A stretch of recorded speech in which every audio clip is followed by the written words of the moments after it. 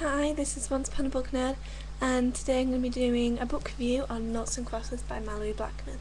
Just like to say sorry for the change of scenery today, but I'm babysitting my niece and she's in the next room, so I thought I'd do it here on my stairs, so I can still keep an eye on her. Anyway, so as you may begin to know in the future, Noughts and Crosses is my all-time favourite book, and honestly I don't think any book would ever replace it, just because it was so amazing. It was one of the first books that I actually read through my reading obsession, and one of the first books that I really properly enjoyed. Anyway, onto the information. As I said, it is called Noughts and Crosses, otherwise known as Black and White in America. It is the first book in the Noughts and Crosses trilogy, which consists of Noughts and Crosses, Knife Edge, Checkmate, and also has a companion novel, Double Cross. It was written by Malorie Blackman and published by Corgi in the UK and Simon & Schuster in America. It was published on the 1st of April 2002 in England and 9th of January 2007 in America. It has 448 pages, and the special features in this book are, in the English version, it has a short sequel story, I guess you could say, called An Eye for an Eye. She published this for World Book Day one year, and it has an average good read rating of 4.23. So, on to the blurb. Callum is a Nought, a second-class citizen in a world run by ruling crosses. Sephi is a Cross, daughter of one of the most powerful men in the country. In their world, Noughts and Crosses simply don't mix, and as hostility turns to violence, can Callum and Sephi possibly find a way to be together? They are determined to try, and then the bomb explodes. This book, as I said, is really enjoyable. It is contemporary fiction, and I'd just like to say that for me, this book is kind of like a racial version of Romeo and Juliet, as it is kind of star-crossed lover thing between different races. Callum is in fact white and Sephi is black. It is done opposite to what we're more known to as the whites being superior.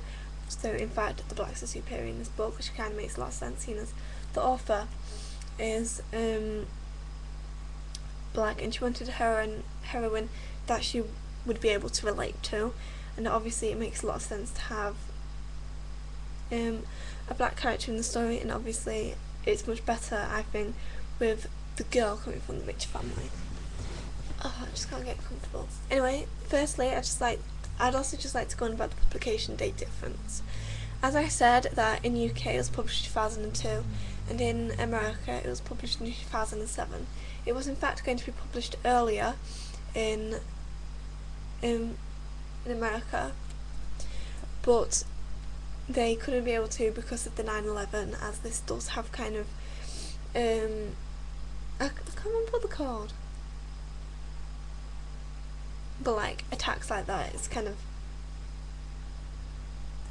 9/11 in a way, and a lot of people would find it very insulting, I guess you could say, so they put off publishing it for a while. Anyway, Noughts and Crosses is basically a story full of emotion, of racism and forbidden love. It is a world just like ours, but black are the ones in control and the whites are the lower class citizens. A world where black and white can't go to the same school, can't shop in the same shops, and can't socialise with someone of a different colour skin. Remind you of not so long ago. But Sephi and Callum are two people from different races. They go against what everyone says and attempt to make a relationship work. Despite Sephi's powerful and not hating father, and Callum's cross-hating father and brother, respected members of the liberation militation, which are I really can't remember the name, like a terrorist organisation, to promote inequality between the two races, which just doesn't happen. It's just a way to attack people, I guess you can say. Malorie Blackman is a very famous children's author, and this is one of her first YA books. I'd say this is a YA book. Many people would argue with that. I believe that she's an author that doesn't particularly receive enough credit for her amazing pieces of literature. She is one of the best authors I've ever came across. She speaks the truth even if she just turns it into a different way. And in all of her books, she manages to voice a message to her readers. It really does teach you something, and it really begins to make you think about people's emotions before you do things. Anyway,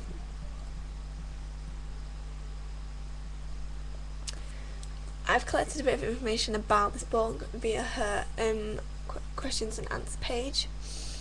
And firstly, I'd just like to talk about the cover. The cover itself manages to sum up, basically, I'm so uncomfy, basically manages to sum up the whole of the story itself. The black and the white automatically are able to voice everything about the book in one. Then there's the red, which I kind of think symbolises the blood and anguish that is spread between the book. As you can see, black is in fact on the top and white is on the bottom. This obviously shows that black is the superior and white is the inferior. Now, enough of talking about the cover, I want to talk about what I thought of the title. The title, Noughts and Crosses, automatically causes me to think back to lower school, around the ages of 5 and 6, when all you would do is basically play Noughts and Crosses. Or tic-tac-toe, which is also called in other countries. But after a while, Noughts and Crosses is the game that we slowly begin to forget about as we age. It's a game full of strategy and game plans. A game where if you win the battle, you will not win nor lose in the war. Americans don't refer to tic-tac-toe, Noughts and Crosses as Noughts and Crosses, but instead tic-tac-toe. But the titles didn't fit well, because it's like tic-tac-toe makes no sense. So they renamed it Black and White, which I do not like that title at all. I just think it sounds stupid, and automatically goes into the whole racial thing, which will make people not want to pick it up, I think.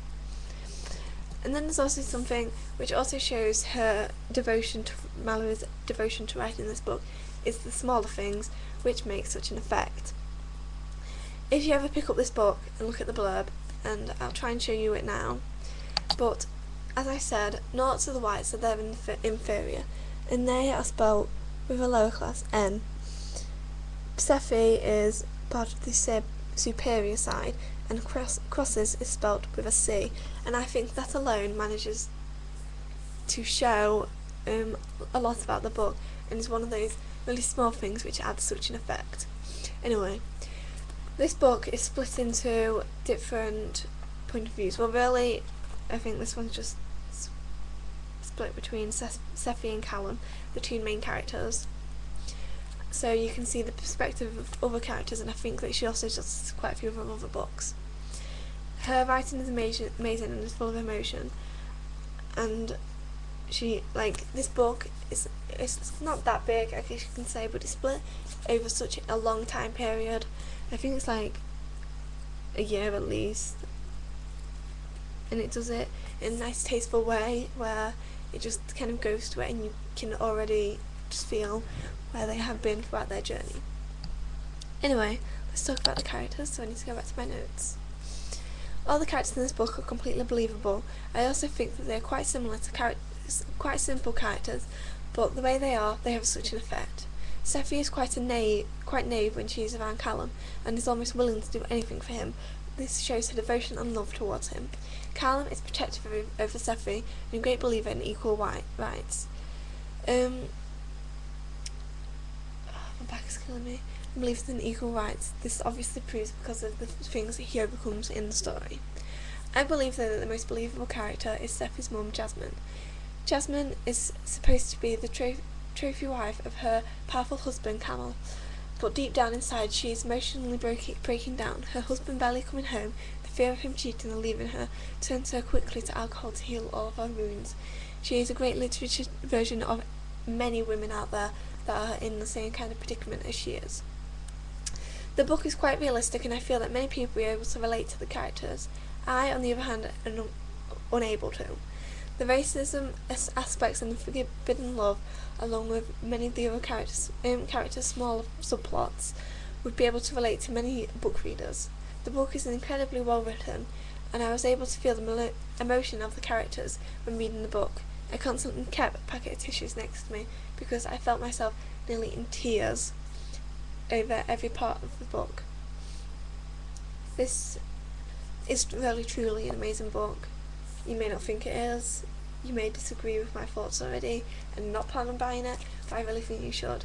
It really teaches you that even now there is still racism in the world, even if this book is set differently. And it shows you the effect that just small words can have on a single person. So of course, I cannot give this book any other rating except 5 out of 5 stars. Thank you for watching, and goodbye.